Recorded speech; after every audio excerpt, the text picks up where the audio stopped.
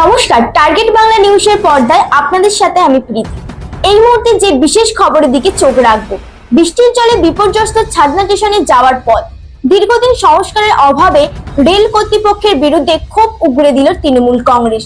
শনিবার সকালে স্টেশন চত্বরে বিক্ষোভ দেখিয়ে রেল কর্তৃপক্ষের দৃষ্টি আকর্ষণ করলো স্থানীয় তৃণমূল কর্মী সমর্থকরা। কি সেই ঘটনা, বিস্তারিত জানতে চোখ রাখুন টার্গেট বাংলা নিউজ পর্দায়। বাড়ি তৈরি করবেন ভাবছেন? বাড়ি তৈরির সমস্ত সরঞ্জাম কোথায় পাবেন? চিন্তার কোনো কারণ নেই।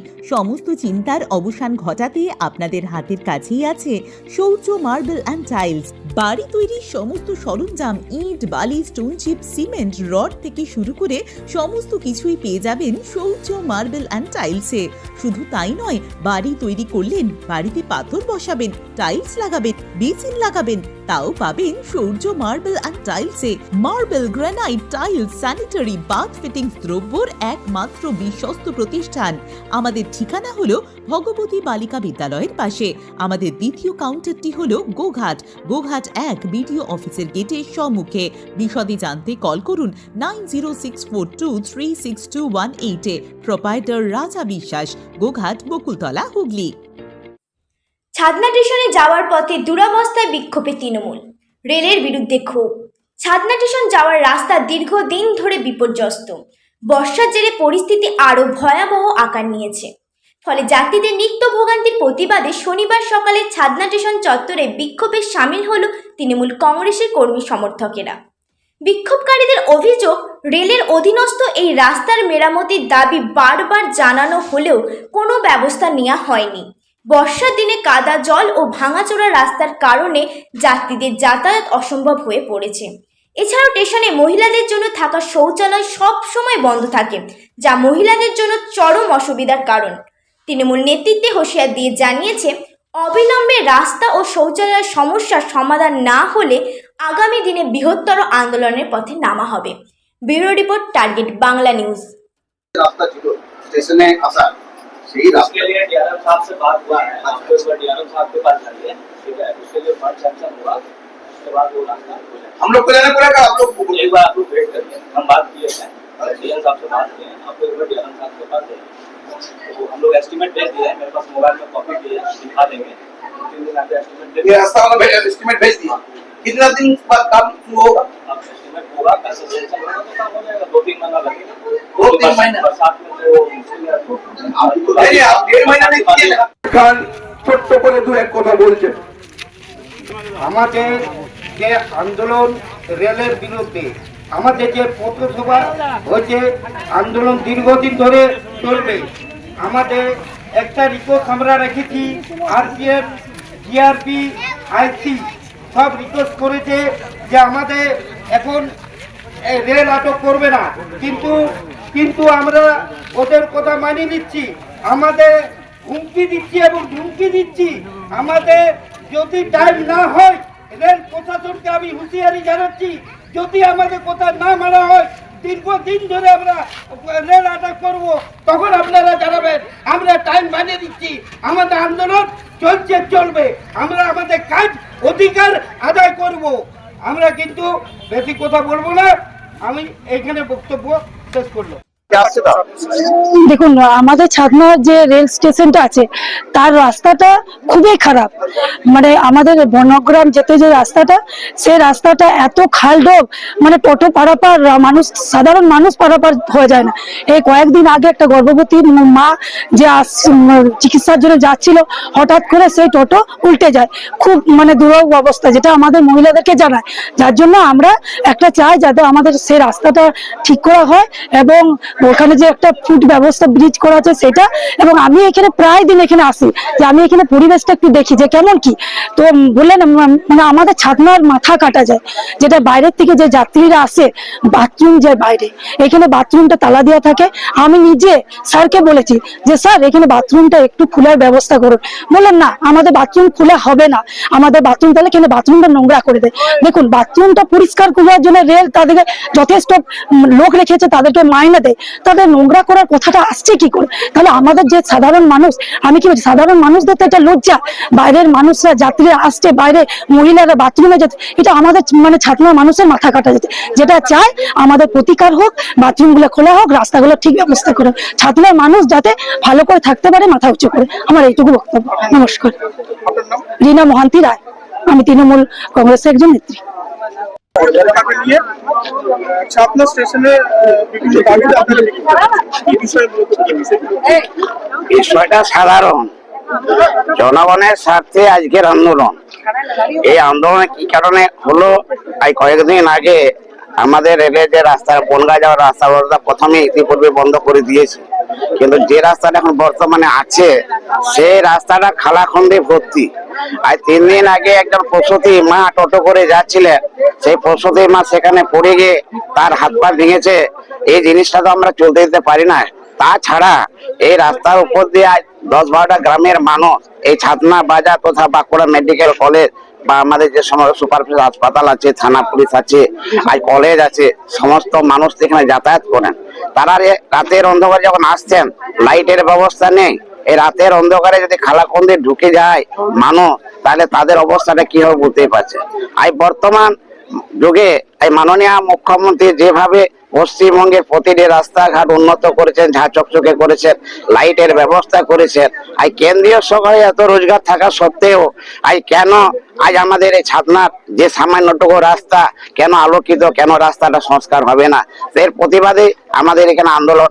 আমাদের এখানে বঙ্কিম মিশ্র পঞ্চায়েত সমিতির সভাপতি আছেন, তিনি তার নেতৃত্বে আজকে এই আন্দোলনের ডাক দিয়েছেন। সেই আন্দোলনকে আমরা স্বাগত জানাচ্ছি, কারণ আমাদের এখানে আইসি সাহেব থেকে শুরু করে, বিডিও থেকে শুরু করে, আমাদের এসপি থেকে শুরু করে আমাদেরকে বলেছেন যাতে কোনো মতে রেল অবরোধটা না হয়। আমরা তাদের কথা রেখেছি, কিন্তু আমাদের কথা তারা কতটা রাখবেন সেটা আমরা আগামী দিনে দেখতে পাবো। তাই আজকে আমাদের আন্দোলন, এই যে সাধারণ মানুষ এখানে যারা আছেন তারা প্রত্যেকে রেল সেবার সাথে যুক্ত। আর রেল সেবা কেন পাবো না? কেন রেল সেবা, বঙ্কিম মিশ্র যেগুলা বললো, আজকে রেল স্টেশনে কেন পাখার ব্যবস্থা থাকবে না? কেন আমাদের শৌচাগারের ব্যবস্থা থাকবে না? কেন পানীয় জলের ব্যবস্থা থাকবে না? এগুলো রেলকে দেখতে হবে। আজ লোকাল ট্রেনগুলোকে আজ সুপার ফাস্ট ট্রেন তকমা দিয়ে যেভাবে টাকা লুটপাট করছে সেটা আমাদেরকে দেখতে হবে। একটা ট্রেনে আমাদের 2-1টা জেনারেল বগি থাকছে, বাকিগুলো সব আমাদের sleeper class, super fast class করে দিচ্ছে। তার জন্য আমাদের সাধারণ মানুষ সেখানে আমাদের যাতায়াত করতে পারছে না। এটা সব থেকে দুঃখজনক। আজ আমাদের কেন্দ্রীয় সরকার এই পশ্চিমবঙ্গকে যেভাবে বঞ্চনা করছেন, তার মধ্যে একটা রেল। তাছাড়া তো আছে, বঙ্কিমবাবু বললেন আজ আমাদের 100 দিনের কাজকে টোটালি বন্ধ করছে। গরিব মানুষ এটা খেটে খাওয়ার যে রাস্তা ছিল, আর সেখান থেকে 2টা রোজগার হতো, সেটা বন্ধ করে দিতে। আজ এই আবাস যোজনা ঘর গরিব মানুষের জন্য ঘর, সেই আবাস যোজনা ঘরের টাকা পর্যন্ত তারা দেয় নাই। মাননীয় মুখ্যমন্ত্রী তো সীমিত ক্ষমতার মধ্যে আমাদের সমস্ত আবাস যোজনা ঘরের টাকাটা প্রথম এবং দ্বিতীয় কিস্তির টাকা দিয়েছেন। আশা করি প্রত্যেকে ঘর করতে পারবেন, প্রত্যেকে শান্তি শৃঙ্খলা বজায় শান্তিভাবে থাকতে পারবেন। মাননীয় মুখ্যমন্ত্রী খাদ্য, অন্ন, বস্ত্র, বাসস্থানের জন্য লড়াই করে চলেছেন, সেটা আপনারা প্রত্যেকে দেখছেন। যেটা আমাদের জন্ম থেকে শুরু করে মৃত্যু পর্যন্ত যে আমাদের প্রকল্পগুলো আছে, সেই প্রকল্প আমরা প্রত্যেকে দেখতে পাইছেন। ভোলে বাবা, এই কয়েকদিন শ্রাবণী মেলা শুরু হয়ে গেছে। আজ আমাদের ট্রেন থেকে অনেক জায়গা থেকে আজ আমাদের শুশুনিয়া জল আনতে যান, আর এই রাস্তাটার উপর যদি পড়ে যায়, যদি মানুষ মারা যায়, তাহলে আমাদের ছাতনাবাসীর বদনাম হবে। কিন্তু ছাতনাবাসীর বদনামটা হবে একমাত্র রেলের জন্য। কারণ মাননীয় মুখ্যমন্ত্রী করার রাস্তাঘাট সুন্দর ঝাঁচক থেকে করেছে, লাইটের ব্যবস্থা করেছে, আজ আমাদের রেল সেই ব্যবস্থাটা করছে না। কেন্দ্রীয় সরকারের বঞ্চনা চিরনিয়ত চলছে, ওদের চালাচ্ছে। আগামী দিন যাতে না চালাতে পারে, তার জন্য আমরা ছাতনাবাসী আন্দোলনের আমরা স্টেশনে বিক্ষোভ দেখাচ্ছি। আমাদের নিত্যযাত্রী এবং যাত্রীদের ছাতনা স্টেশন আসার কোনো ভালো রাস্তা নেই।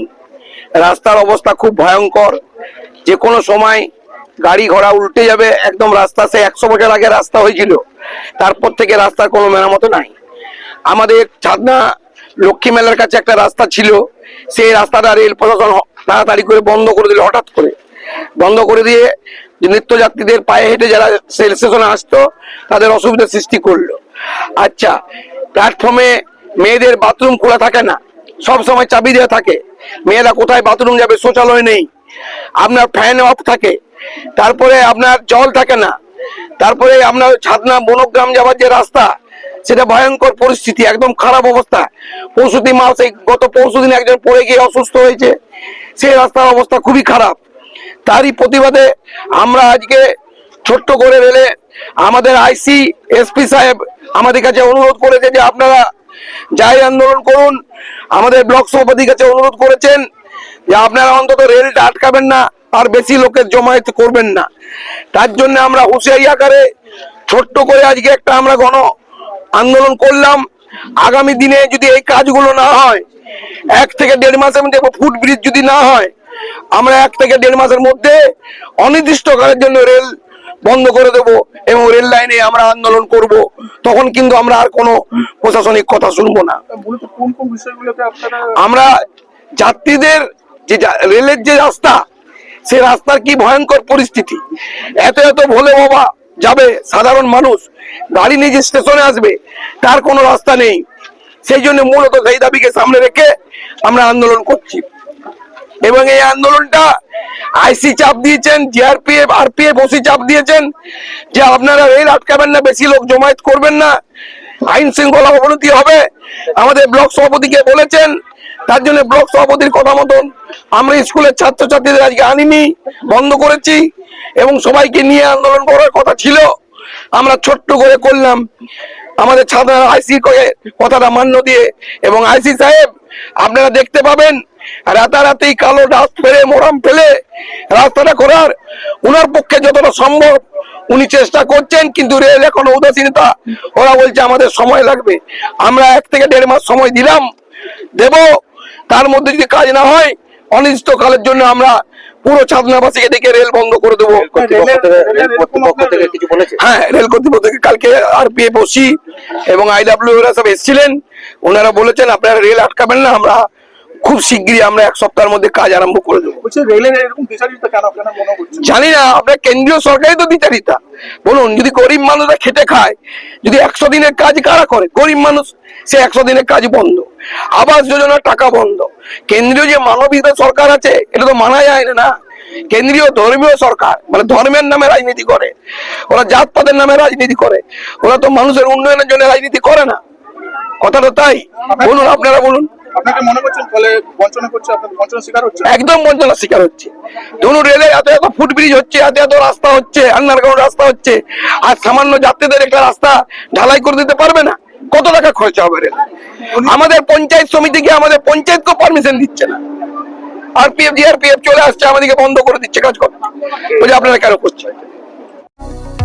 কোতুলপুরে সর্বপ্রথম এমআরআই পরিষেবা যুক্ত 110 বেডের মাল্টি স্পেশালিটি হসপিটাল হলো মেডিকেয়ার জেনারেল হসপিটাল।